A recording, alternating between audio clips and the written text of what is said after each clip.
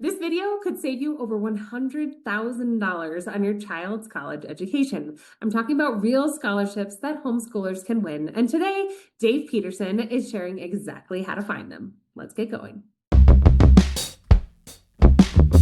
Dave is joining us to talk a little bit about scholarships, and it's something that a lot of us as homeschool parents kind of keep in the back of our minds as we're even just starting this journey. So, Dave, welcome. Thanks so much for being here.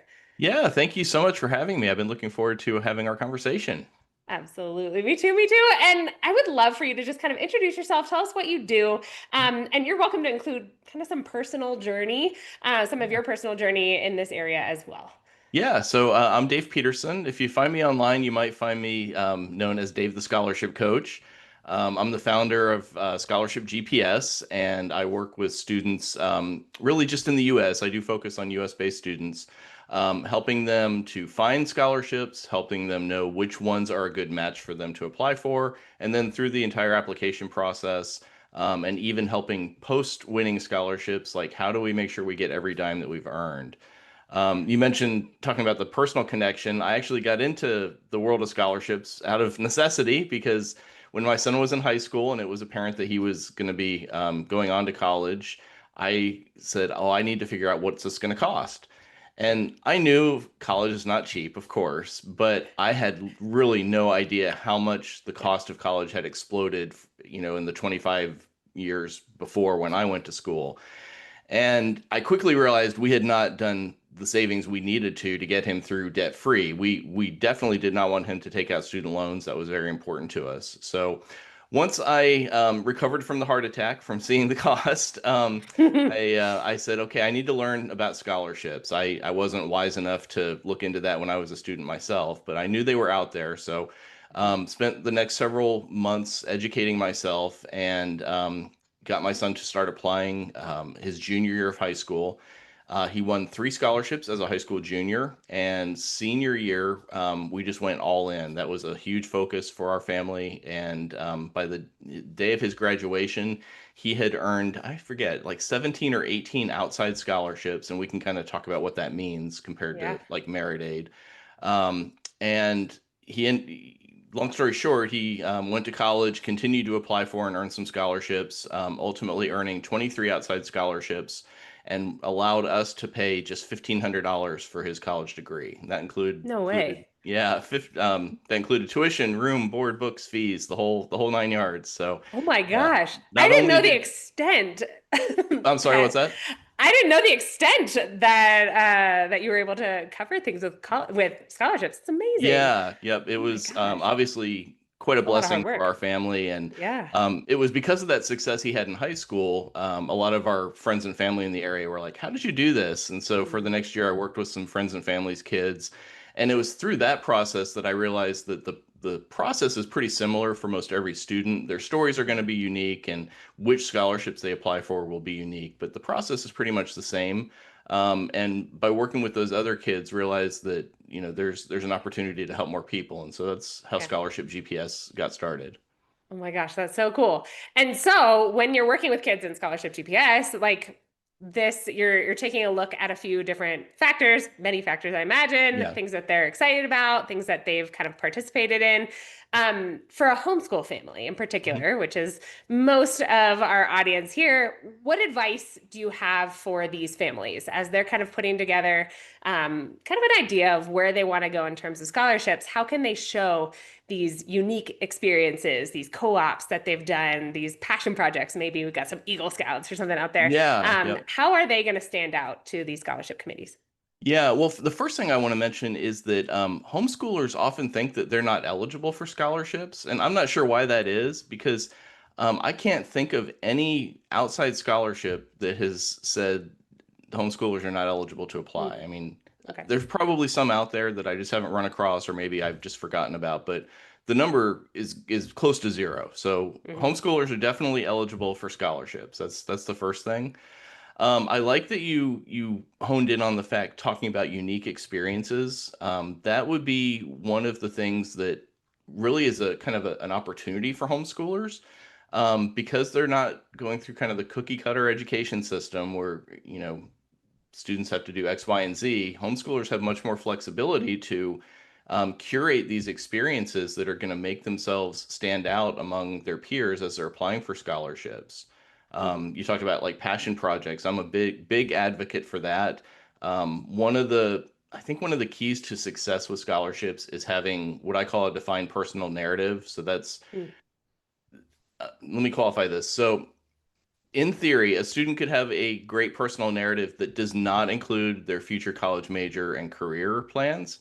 That's in theory. I've never seen it work. So Okay. I just throw that out there. If somebody Sure. has scholarship success and they don't know what they're going to do in college or their career, or at least be able to appear that they know, reach out to me because I'd love to hear your story.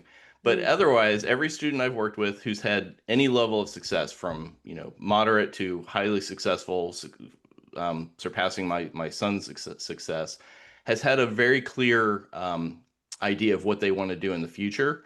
And then they work backwards from that and they have curated experiences with passion projects, with volunteering, with perhaps the jobs that they've had that align with that future goal. And Mhm. that personal narrative really is what most scholarships are looking for.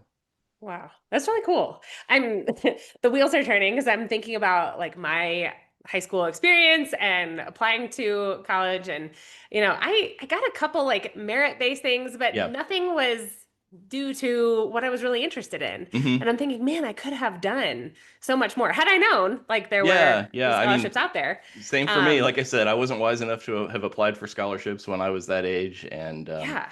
yeah, there. It's just amazing how much opportunity is out there. Yeah.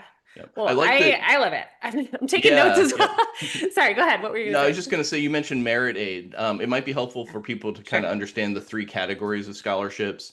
Hmm. So first would be need-based scholarships. Most colleges in the country use the FAFSA, the Free Application for Federal Student Aid, to determine if your family qualifies for need-based aid. Um, And people can just find that on it by Googling FAFSA, Yeah, Google basically. Okay. FAFSA. You'll apply for that every year that the student will be going into college. So starting senior year of high school until their last year of college, and Gotcha. both the student and parent have to fill that out. There are a couple colleges in the country that don't use that, but the vast majority do, like Okay. 99.9%. It's important to fill that out even if you don't think you will qualify for need-based aid, because many colleges require it to even consider students for merit scholarships. And that's that Hmm. second category of scholarships. Merit scholarships come from the colleges and they're based on merit, whether that's the student's GPA, their test scores. That would also include things like athletic scholarships, artistic scholarships, basically any scholarship that's not need based that comes from the college you can think of as a merit scholarship. There may be a few exceptions, but that's a good rule of thumb. And then that third category would be outside scholarships. So these have nothing to do with a particular college. They come from businesses and philanthropic organizations, and those are the ones that you have to apply for directly. And we'll have various requirements from, some will have a GPA minimum, many don't. Some will be specifically for somebody going into a certain major, others are much more general. So Okay. those are the three categories, which it's important to understand that so you know what is out there and which ones you want to focus on. Sure. That makes Yeah. a lot of sense, Mhm. which kind of leads perfectly into our next topic because I want to hear a little bit about Scholarship Navigator. Oh yeah. I'm, again, the wheels are spinning because I've got four kids, and of course, they're nowhere near graduating yet. But Mhm. I'm like, oh, we could maybe edge out a sports scholarship here, or that maybe there's a merit-based one, or maybe there's an artistic one. But I'm wondering kind of what this looks like because you create this personalized list of scholarships, which Mhm. sounds so helpful Yeah. for each kid according to their unique profile. And so when you use this approach, how do you do this for a homeschool student? Because maybe there's less of a defined academic pathway that they're coming from. And then what specific information do you find most valuable for uncovering different scholarships that would be great fit, would be a great fit for that kid? Sure, absolutely. Well, part of it will depend like the age of the student. I work with Sure. students as young as high school freshmen all the way through college. So that is definitely a factor. Most scholarships do have a specific either age or grade in school requirement. But in terms of like what's unique if I'm building a list for homeschoolers versus a student in public or private school, It's really the same methodology. Like I already said, understanding what your future college major and career plans are. At so many scholarships are tied to specific college majors that if you're unsure, not that you can't win scholarships and not that there's not scholarships available, but you're going to be you have far fewer opportunities. So Hmm. that's really one thing. Now, obviously, a high school freshman, sophomore, maybe even junior probably doesn't have that clarity, which is fine because the scholarships that are open for younger students really are more general. So Hmm. that's not really a problem. But by senior year, um, as much as you can have that clarity on future plans, the more opportunities will be open to you. But then other things from, what's the student interested in? You talked about sports. A lot of the students I work with play sports, but they're probably not going to play in college and they certainly don't have plans to be professional athletes. But there are scholarships for students who have participated in certain sports. My son would even be an example. He is by no means an athlete. He will tell you that, but he did play 1 year of baseball as a kid. He was probably the worst player on his team, and he'll tell you that as well. But when I was researching scholarships for him, found that it's not Little League, but it's a different youth baseball organization, but they offer scholarships for kids who played. He applied for it. His essay was about how bad of a baseball player he was, and he won that scholarship. So, Wow. if everything that your student has done, I've seen scholarships for karate and for speech and oration and literally everything. Yeah. Um, so when students start working with me through the college, or excuse me, the Scholarship Navigator program, I send an intake form that tries to capture all that information. And then at the end, I say, hey, if there's something else you think that's relevant that I haven't listed here, just let me know. And that's really what I use as the basis to build that list for the student. Yeah. And I love that. I mean, the example of the kids baseball league and just thinking about and we talk about this a lot, like the value of failure, Yeah, and what yeah, we learn from that. yep. So it's not just the massive success. I'm a state champ. I'm a debate champ. I'm a Model UN person. Not necessarily, right? Some of these other things are, threads we could pull that eventually lead to a scholarship. So that's Yeah, really yeah, cool. absolutely. And Very cool. talking about failure, I mean, that's one thing I try to emphasize with the students and families I work with is that you are going to lose way more scholarships than you win. Winning 20% is a really good win rate. So, Wow. um, students who have experienced failure in the past Mhm. might be an advantage going through the scholarship process because, some students I work with are some top students often, and they've not failed yet. And so when they're Yeah. not winning scholarships, they get frustrated. And so I have to, try to help them work through that and try to get the parents to start encouraging them because um, I've never met a student who wins the first scholarship they apply for. And like I said, 20% is a really high win rate. So Okay. expect lots of failure, but that's a great learning opportunity. Just recently on my podcast, I had a mom of one of my former students, and her daughter won 18 scholarships at their high school like senior awards night. And that was one of the things she talked about was she didn't have that success right away. She lost a lot of scholarships that she Yeah. was really hoping to win, and the student had the fortitude to that was motivation for her. She's like, okay, I'm doing Hmm. something wrong. That's when they started working with me so that I could help with the essays and give some critiques. And I'm not saying that, like, I caused them to win. I feel like I played a part, but it was really their motivation to use that rejection and that quote failure to persevere and ultimately have that success.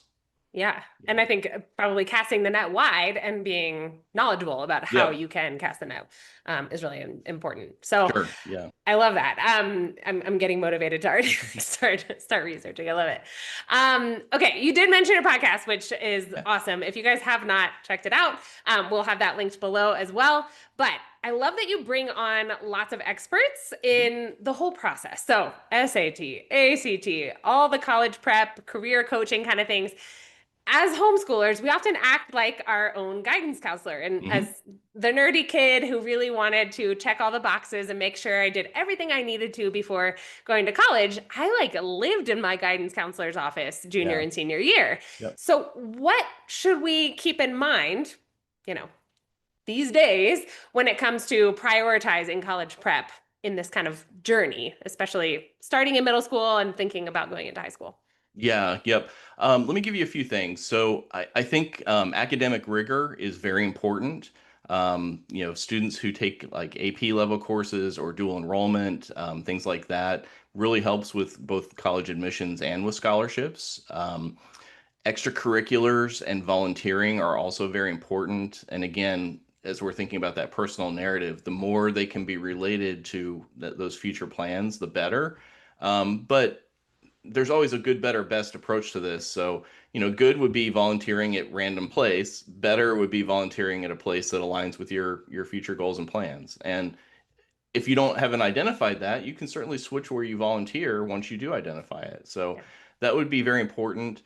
Um, SAT and ACT, particularly for homeschoolers, I think is really very important for a couple of reasons. One, if a college or a scholarship is skeptical of homeschooling, Mhm. those test scores show that this kid has actually learned something. When they have a high test score, it shows that homeschooling is real. So Mhm. that I think that's very important. But on the scholarship side, we talked about what merit aid is.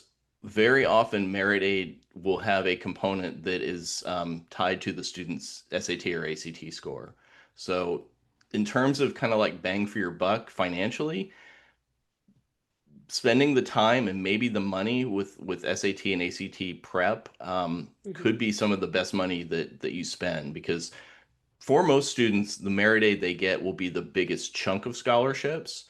And then outside scholarships for most students are used to kind of supplement. Now, that was actually the opposite for us. It's been the opposite for students that we've worked with. But, you know, if you kind of want to play the odds, SAT and ACT are some things I would really focus on.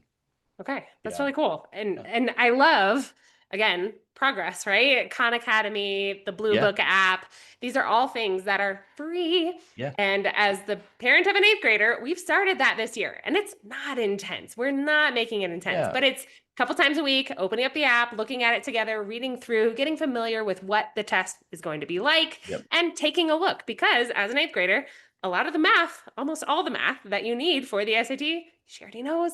Yeah. And as for the language arts stuff, I mean, that can be pretty much covered by eighth grade as well. Now, if you really want to Yeah. excel, obviously we need to prep some more, but Yep. that's really good to know. And I love that we've got a lot of these free tools at our disposal right now.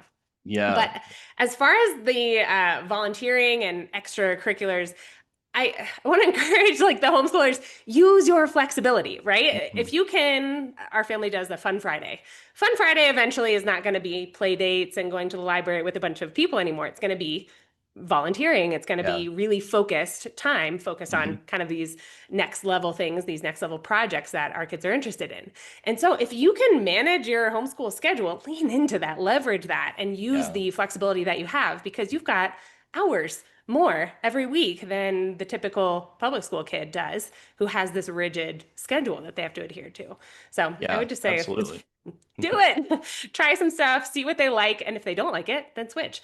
But the earlier you start, the more flexibility maybe that gives Yeah. them to find something that they actually like. Yeah. So, I'll just mention one other thing, just because it came to my mind as you were mhm, talking. Homeschoolers really have an advantage for some scholarships to actually incorporate the scholarship into their curriculum. mhm, okay, So I'm thinking of something like there's one called Stossel in the Classroom that actually my son won that one year. But multiple students win every year. But for a student who might be studying something like economics or social studies, that type of thing, the essay prompts for that are a great like study guide to learning about this topic. And so yeah, you can kind of kill two birds with one stone. You can learn about whatever that year's topic is. I just happened to look, it just opened the other day, and one of them this year is talking about tariffs. Well, obviously very topical and timely. But a kid who doesn't know what a tariff is, well, have them apply for the scholarship and in the process learn what a tariff is and yeah. what its effects are. So really a unique opportunity that students in public and private school I guess they still have it if they, want to make the time for it, but certainly homeschoolers have much more like you said, flexibility to Sure. incorporate something like that. Oh my gosh, I love that. I love that. Okay, so as we've kind of seen, you've helped families accumulate a lot of scholarship money. I found, correct me if I'm wrong, okay, some winning like 18 or more scholarships, Yeah. over $100,000. That's a lot of money, you guys. So beyond just applying, what are like a few of the most critical habits or mindsets that you see in these really highly successful families? Yeah, well, we talked a little bit about it, but resilience, like I Mhm. said, your student's going to lose more scholarships than they win, and you a student will almost assuredly kind of hit a point where they get tired of losing, and so getting them over that hump, and encouraging the student as the parent or guardian is really incredible. Mhm. Yeah, I think you probably listened to one of those recent podcast episodes of mine that was an interview with the student, or actually with the mom, and in fact, I'm thinking of any time I've interviewed my students and parents, they always talk about how they hit that point where they want to give up, and it's Yeah. the families who persevere and keep trying that are the ones that have success. So that's Yeah. a big piece. Um, from a more maybe practical or tactical side of it, taking the process of finding scholarships off your student's plate is a really great way that parents can get involved. Mhm. um, Finding scholarships is pretty time consuming, and it's not a one and done thing. It's something that has to be done continually because new scholarships are opening all the time. So if parents can be the ones that are going out finding the scholarships, knowing which ones are going to be a good match for their student, and then kind of managing the process of here's what we're going to apply for next. Here are some dates and some milestones that we want to hit for like a first draft or whatever. Um, and just kind of cycling the student through this process. That's a great role for parents. Yeah, for sure, for sure. And again, like I mentioned, my kids are not there yet, but this is my call to the parents. Hey, open up when you open Gmail and there's that little yellow light bulb on the right side, that's Google Keep. Open up Google Keep, throw the ideas in there. When you're listening to Dave's podcast, because every week you highlight these scholarships, Yeah. right? There are Yep. new opportunities coming up all the time. Throw those in there. If it's, maybe organize it freshman year, sophomore year, junior year, senior year, something we could add to curriculum, make a little star, right? There's so many different ways that we can kind of do this incrementally, Hmm. and make sure it's not this massive stress, which we'll get to in a Yeah. minute. Yeah. But let's head back to those, opportunities that come up every week. Are there any scholarships that you consistently recommend? So particularly friendly to homeschoolers, or Hmm. maybe those with no minimum GPA requirement, or that are focused on community or leadership outside of a traditional classroom setting. Anything come to mind there? Yeah. Well, the first scholarship that comes to mind for any high schooler is the VFW, the Voice or Veterans of Foreign War. It's called the Voice of Democracy Scholarship. It's open to students in ninth through 12th grade. There's no minimum GPA requirement.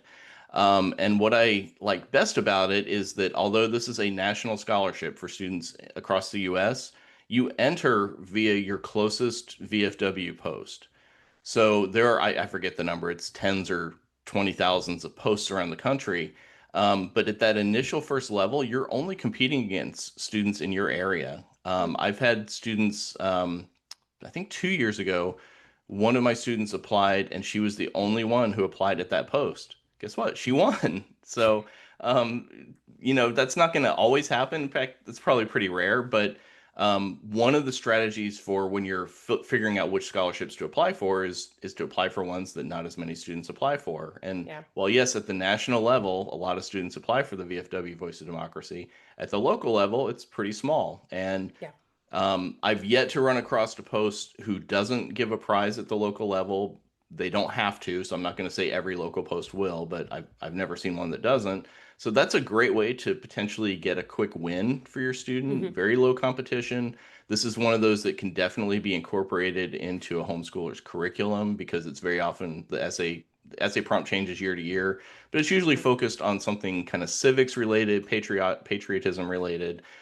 So that's always my top choice. Open. I'll also mention Okay. for the VFW that they have a similar program for middle school students, grades 6 through 8. The prize is not as large, but the process is the same. You're still applying at the local level. So, get your middle schooler starting with the process. It's a That's great awesome. way to potentially build a little bit of college fund. Yeah. Plus, Start just that little that stopgap. practice is great. Yeah. Very One cool. that I'm excited to share is called the Coolidge Scholarship. This one is only open for high school juniors. Literally just opened today as we're recording this, so I assume probably won't be too long after people first hear this. But this is for high school juniors. There's no GPA required to enter, but it is a 4-year full ride scholarship to any college in the country.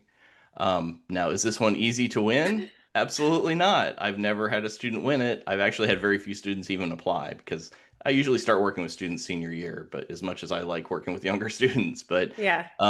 this year I am through the Scholarship Navigator program for my juniors. I'm doing a book club. In fact, I have the book right here where we will study this book, Coolidge by Amity Schlaze. Um, as preparation to apply for that scholarship because part of that scholarship, yes, they want to learn about the student, and so things like their volunteering and their academics and all that's important, but some of the essay prompts are specifically about President Calvin Coolidge, so that's Hmm. that's kind of an extra I'm doing for my juniors that want to do that this year. So cool. Oh my gosh, I would love that. And again, bring that into your curriculum. If there is, 100%. even sophomore year, start Yeah, doing oh, that and absolutely. then hop in as a junior and apply. Very Yeah, cool. yeah, Oh man. All absolutely. right. Very cool. I love it. Now, as they kind of roll into junior year, I remember the pressure junior year. And then I was one of those kids who was so excited to go to my first choice. I applied early action and I got accepted early decision. And from November on, my senior year was so lovely. But it's one of those moments of extreme anxiety. So you talk about Yeah. this a lot with mental health professionals on your podcast. What is your key piece of advice for homeschool parents on how they can kind of reduce that stress and kind of as maybe geek out and not stress out is maybe how you would phrase it, while guiding their teen through this process of college applications and planning.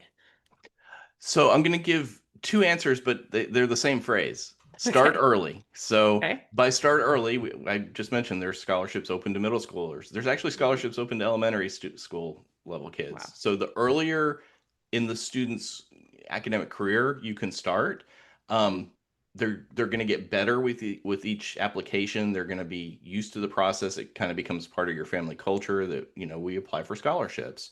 Mhm. So when senior year hits, which they're applying for college, they may be trying to bump up their SAT scores still.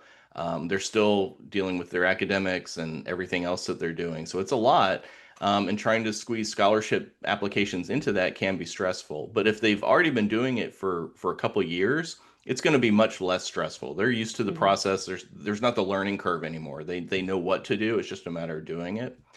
And then that second thing, start early. So even if you haven't started, say, freshman, sophomore, junior year, if you're just getting started today as a senior, if you find a scholarship that looks good for you, but it's due next week, just skip it.